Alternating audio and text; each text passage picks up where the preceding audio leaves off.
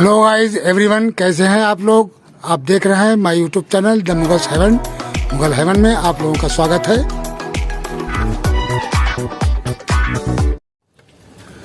तो साथियों, 2 दिन से लगातार बारिश हो रही है और कल भी 1 घंटा करीब हुई थी, यही सुबह के टाइम पे 7-8 बजे तक।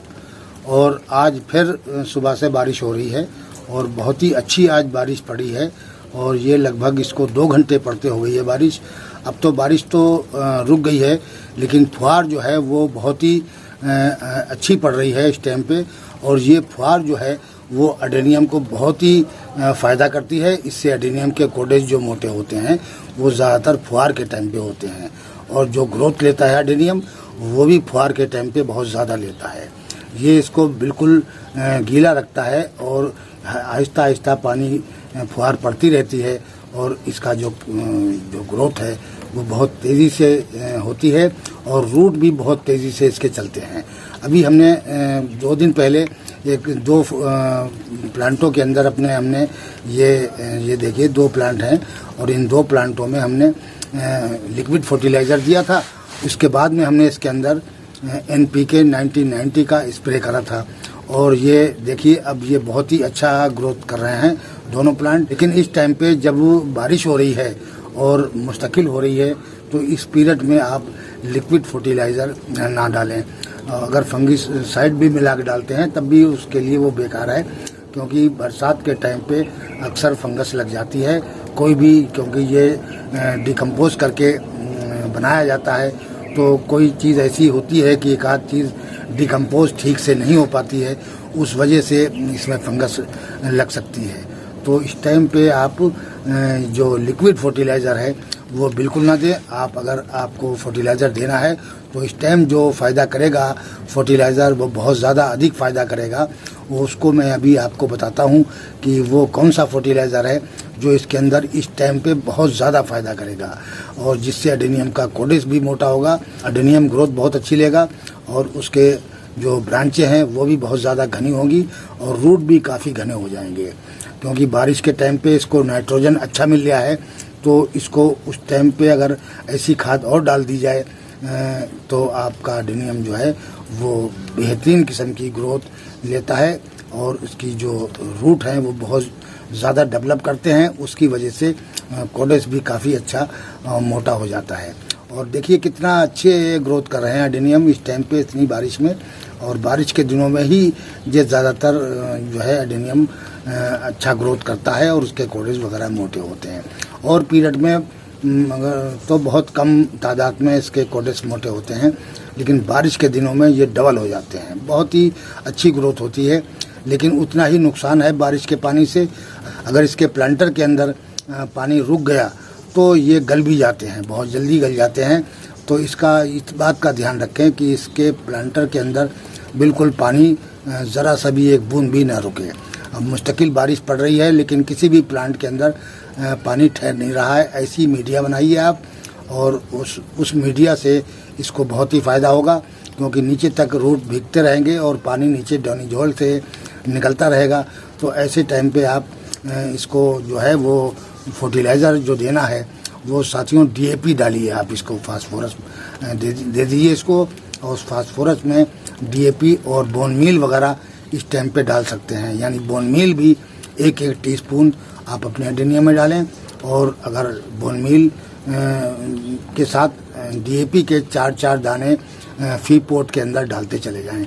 और इस तरीके से आप अगर DAP ज़्यादा भी नहीं डालनी है, क्योंकि वो बेकार जाएगी। और इसको ऐसा नहीं डालना है, मिट्टी के अंदर नहीं डालना है, बल्कि ऊपर से रख दें आप दाने, 4-4, 5-5 दाने हर पोट के अंदर रख दें ऊपर से, और वो धीरे धीरे बारिश के पानी से घुल के और पोट के अंदर जाता रहेगा, और काफ़ी दिन तक एडेनियम को फास्फोरस देता रहेगा। उसकी वजह से एडेनियम के ग्रोथ बहुत प्यारी होगी, और इसके जो रूट हैं बहुत अच्छे डेवलप करेंगे। और जब जितने ही रूट डेवलप करते हैं उतने ही ऊपर ब्रांचें भी डेवलप करती हैं, और पौधा हेल्दी हो जाता है काफ़ी। और जितना हेल्दी पौधा होगा उतनी ही ज़्यादा फ्लावरिंग भी करेगा फिर। तो ये सब इसके तरीक़े होते हैं। इसकी टाइमिंग देखी जाती है कि किस टाइम पे हम कौन सा फर्टिलाइज़र दें। यानी रासायनिक फर्टिलाइज़र में भी टाइमिंग का हिसाब है। रासायनिक फर्टिलाइज़र ज़्यादा धूप में या ज़्यादा गर्मी में नहीं दिए जाते हैं कि वो खुद इतने गर्म होते हैं कि प्लांट को अगर एक्स्ट्रा हो जाए, ओवर हो जाते हैं तो प्लांट को जलाने लगते हैं।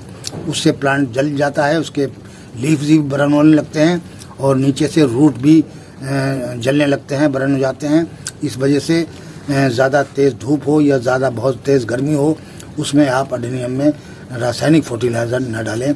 और उसमें इस तरीके का रासायनिक में अगर देना है तो आप फास्फोरस के 4-4 दाने इसके ऊपर रखते चले जाएं और वो धीरे धीरे घुल के अडेनियम को मिलते रहेंगे।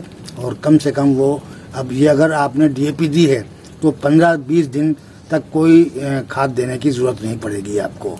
तो ये डीएपी ही 15 दिन तक धीरे धीरे घुलती रहेगी और रूट तक जाती रहेगी और इस तरीके से प्लांट को ये मिलती रहेगी। तो आज साथियों, हम ऐसा मौसम है, फुहार पड़ रही है, ऐसी फुहार में हम इसके अंदर कुछ फर्टिलाइज़र देंगे और डीएपी के 4-4, 5-5 दाने हर पोट के अंदर रखते चले जाएंगे।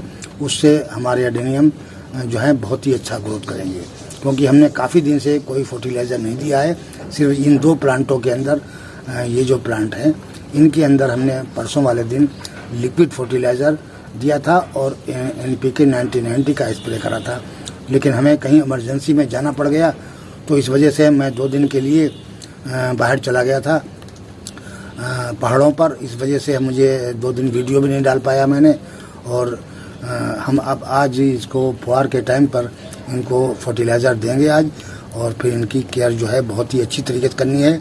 मैंने सुबह ही आके बारिश के टाइम पे यहाँ आके बैठ गया और यही देखता रहा कि किसी पोट के अंदर पानी तो नहीं भर रहा है, लेकिन ऐसा किसी पोट के अंदर नहीं हुआ। बहुत अच्छी बारिश पड़ी है, उसके बावजूद किसी भी पोट के अंदर पानी जो है भरा नहीं।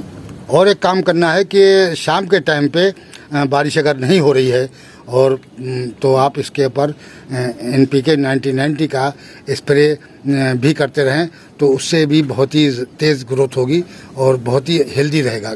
और उससे ये फ़ायदा है कि उसको फास्फोरस भी मिल रही है, नाइट्रोजन भी और पोटाशियम भी। तो उससे फूलों के लिए भी काफ़ी है कि इसके अंदर अब जो है बर्ड्स आने लगेंगे। अगले महीने में इसके अंदर अडेनियम में बर्ड्स आने लगेंगे और फिर उसके आखिरी दिनों के अंदर आपकी फ्लावरिंग शुरू हो जाएगी। क्योंकि उस पीरियड में अगस्त के महीने में आखिरी 15 अगस्त के बाद में बारिशें जो हैं वो भी हल्की पड़ने लगती हैं और किसी किसी इलाके में तो होती नहीं है, लेकिन जहाँ होती हैं वहाँ कंटिन्यू भी होती हैं। अगस्त का महीना बिल्कुल आखिरी होता है बरसात का, तो 15 अगस्त और से 20 अगस्त तक बारिशें हल्की पड़ने लगती हैं और मौसम भी थोड़ा ठंडा होने लगता है, सुबह शाम की ठंड पड़ने लगती है। तो ऐसे पीरियड में आप NPK 90-90 का भी स्प्रे कर सकते हैं। और जब सॉइल थोड़ी सूखी हो उस पीरियड में आप इसको बोन मील डाल देंगे और इसकी गुड़ाई कर देंगे, तो वो भी इस टाइम पे, बारिश के टाइम पे बहुत ही फ़ायदा करेगी, जिससे अडेनियम की ग्रोथ भी अच्छी होती है और फ्लावरिंग बहुत प्यारी होती है। उससे जो अडेनियम के फूलों के कलर आते हैं वो बहुत ही ज़बरदस्त किस्म के कलर आते हैं, चटक कलर आते हैं और फूल का जो साइज़ है वो काफ़ी बड़ा होता है और बहुत ही सुंदर फूल खिलते हैं बोन मील से।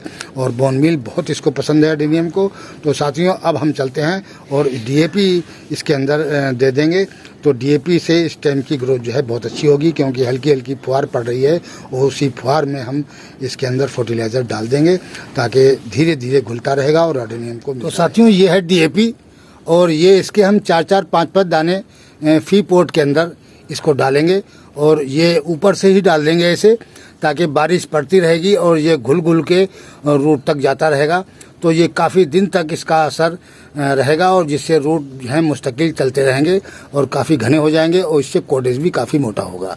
तो ये फास्फोरस है और बहुत ही अच्छी वाली DAP है, ये बहुत ही प्यारी है और घुलनशील है। ये DAP के दाना जो है वो अगर ज़्यादा पानी में डाल दें आप तो 4-6 घंटे में बिल्कुल घुल जाती है। ये जो DAP हम लाए हैं बहुत ही अच्छी क्वालिटी की है और बहुत ही अच्छी कंपनी की है, लेकिन इसकी कंपनी का मुझे नाम तो याद नहीं रहा है, लेकिन DAP बहुत अच्छी है। जिसने भी मुझे दी है सेलर ने, वो बहुत ही अच्छी बता के दी है और जब मैंने इसको यूज़ किया है तो इसका रिज़ल्ट भी बहुत ही प्यारा निकला है।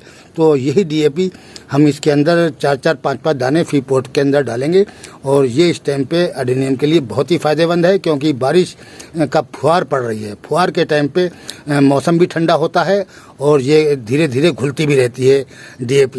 तो इस वजह से रोड तक ये आसानी से पहुंच जाएगी।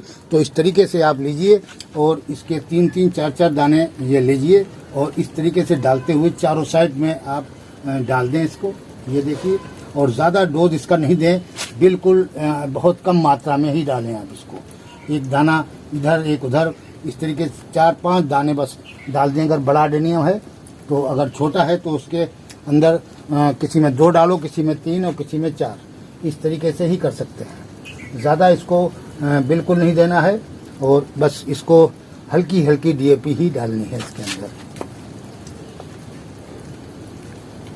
ये देखिए, बस हम 2-2 दाने डाल रहे हैं इस तरीके से, बिल्कुल ज़्यादा नहीं देनी है। बस 1-1, 2-2 दाना डालेंगे तो ज़्यादा 4 या 5 दाने इसमें डालने हैं एक पॉट के अंदर। और ये देखिए हाथ गीला हो गया है और ये घुलने भी लगी इतनी जल्दी, तो ये बहुत धीरे धीरे घुल के और प्लांट को मिलती रहेगी। इस तरीके से हमारा जो एडेनियम है ये बहुत ही अच्छा ग्रोथ करेगा। DAP का बहुत ही इसमें महत्व है और फास्फोरस होती है इसमें, तो नाइट्रोजन के साथ अगर फास्फोरस मिल जाए तो एडेनियम को जान पड़ जाती है। बहुत ही पसंद करता है फास्फोरस एडेनियम, और नाइट्रोजन ये कम पसंद करता है। लेकिन बारिश के पानी में नाइट्रोजन होता है तो उसका तो कुछ कर ही नहीं सकते हैं, इसलिए फास्फोरस जो है एडेनियम को बहुत पसंद है। और उसके बाद में बोन मील में भी अच्छा फास्फोरस होता है, तो बोन मील भी बहुत ही फ़ायदा करता है। और बोन मील तो इसकी एक ख़ास जो है वो फर्टिलाइज़र है। बोन मील का तो जवाब ही नहीं है एडेनियम के लिए, उससे फ्लावरिंग भी अच्छी होती है और एडेनियम की ग्रोथ भी अच्छी होती है। बहुत ही प्यारा फर्टिलाइज़र है। तो आप जब इस टाइम पे तो आप बोन मील ना डालें, क्योंकि इस टाइम गुड़ाई नहीं हो सकती है। बोन मील जब डालें तो इसकी गुड़ाई कर दें, थोड़ा सा हल्का सा पोट सूखा हुआ हो, 1 आध दिन की बारिश रुक जाए तो उस पीरियड के अंदर आप जो है वो हल्की सी मिट्टी सूखी हो तो उसकी गुड़ाई करके और बोन मील डाल के और फिर गुड़ाई कर दें और फिर उसको हल्का सा पानी डाल दें तो ये सही हो जाता है। तो इस तरीके से अभी हम सारे पोटों के अंदर ये डाल देंगे 2-2, 4-4, 6-6 दाने, और इससे हमारे एडेनियम की ग्रोथ भी बहुत अच्छी होगी और कोडेज भी बहुत जल्दी मोटा होगा।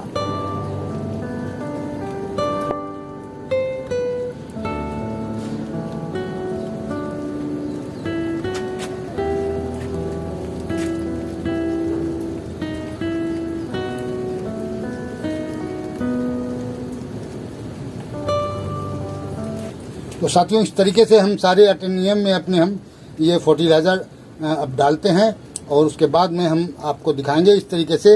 ये जो देखिए आप, ये बारिश का पानी हमने सारा स्टॉक कर लिया है और यही बारिश का पानी का हम अब यूज़ करेंगे।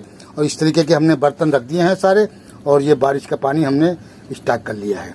और ये हम जब बारिश नहीं होगी उस पीरियड में हम अपने एडेनियम में यही पानी यूज़ करेंगे, तो इससे काफ़ी फ़ायदा होगा और एडेनियम बहुत अच्छी ग्रोथ करेंगे। तो साथियों, वीडियो कैसा लगा? आज के वीडियो में इतना ही। मिलते हैं अगले वीडियो में नए टॉपिक और नए कंटेंट के साथ। अगर हमारा वीडियो अच्छा लगे तो लाइक कीजिए, शेयर कीजिए और सब्सक्राइब कीजिए। शुक्रिया, धन्यवाद।